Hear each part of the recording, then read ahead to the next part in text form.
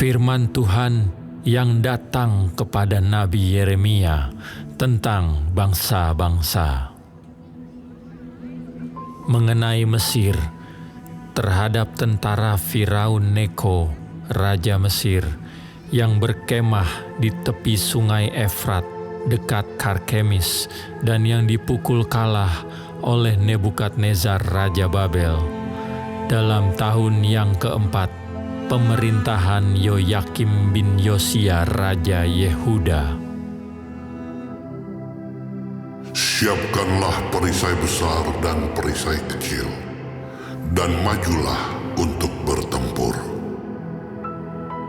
Pasanglah kuda dan naiklah, hai pengendara-pengendara. Ambillah tempatmu dengan memakai ketopong.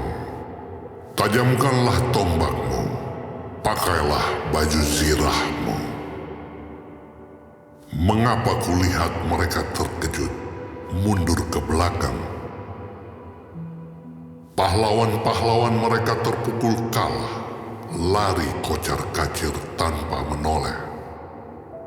Kedahsyatan dari segala jurusan, demikianlah firman Tuhan.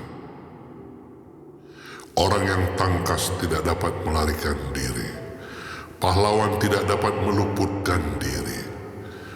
Di utara, di tepi sungai Efratlah mereka tersandung dan rebah.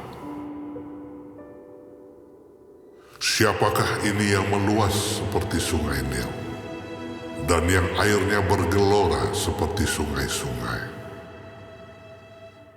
Itulah Mesir yang meluas seperti sungai Nil, dan yang airnya bergelora seperti sungai-sungai. Ia berkata, "Aku mau meluas menutupi bumi, membinasakan kota dan penduduknya." Majulah hai kuda-kuda, melajulah hai kereta-kereta. Majulah berperang hai pahlawan-pahlawan, hai kamu orang Ethiopia dan orang Put yang memegang perisai, dan orang Lydia yang membentur busur. Hari itu ialah hari Tuhan Allah semesta alam, hari pembalasan untuk melakukan pembalasan kepada para lawannya. Pedang akan makan sampai kenyang, dan akan puas minum darah mereka. Sebab Tuhan Allah semesta alam mengadakan korban penyembelihan di tanah utara, dekat sungai Efrat.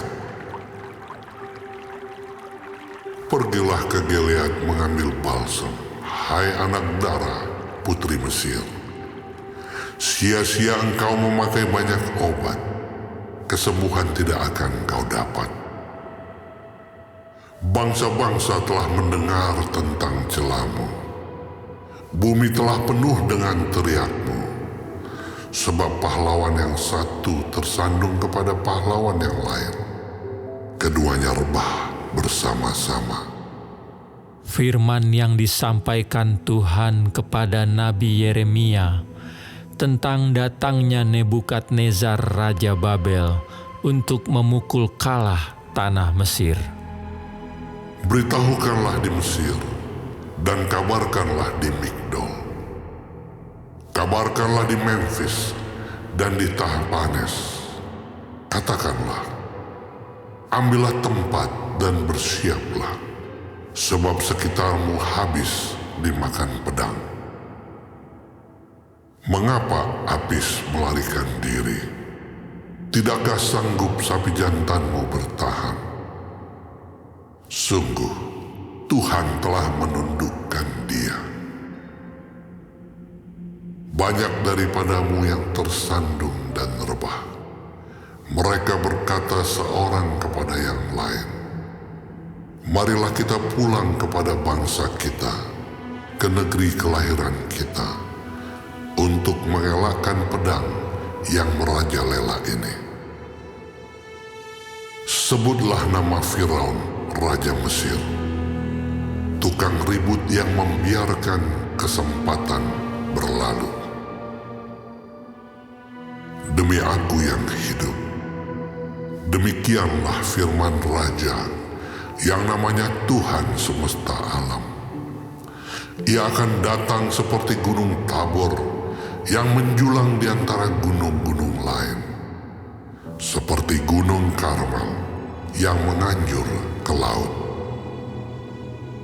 Siapkanlah bagimu barang-barang untuk perjalananmu ke pembuangan, hai putri Mesir yang sudah lama menetap.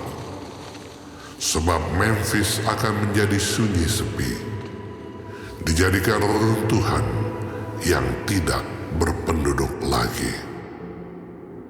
Mesir adalah lembu muda yang elok, tetapi seekor pikat dari utara mendatangi dia. Juga prajurit-prajurit upahan yang ada padanya adalah seperti anak-anak lembut tambun. Mereka pun berbalik dan melarikan diri bersama-sama. Mereka tidak dapat bertahan, sebab hari bencana mereka menimpa mereka, yakni waktu penghukuman mereka. Suaranya seperti ular yang mendesis apabila mereka berjalan maju dengan bertentara. Mereka mendatangi dia dengan membawa kapak, seperti orang-orang penebang pohon. Mereka menebang hutannya, demikianlah firman Tuhan, sekalipun itu tidak dapat dimasuki. Sebab lebih banyak mereka daripada belalang, tidak terbilang jumlahnya. Putri Mesir menjadi malu, diserahkan ke dalam tangan bangsa dari utara. Tuhan semesta alam, Allah Israel, berfirman, Sesungguhnya aku mendatangkan hukuman atas dewa Amon dari Tebe, atas Firaun beserta Mesir, dewa-dewanya dan raja-rajanya, yakni atas Firaun beserta orang-orang yang percaya kepadanya.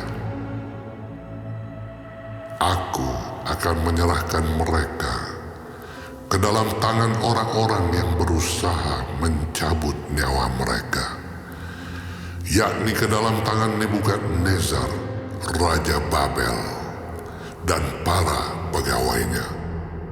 Tetapi sesudahnya negeri itu akan didiami seperti dalam zaman purbakala. Demikianlah firman Tuhan. Maka engkau janganlah takut, hai hambaku Yakub. Janganlah gentar, hai Israel.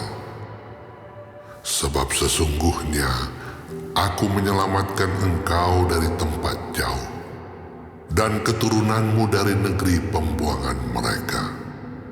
Yakub akan kembali dan hidup tenang dan aman, dengan tidak ada yang mengejutkan.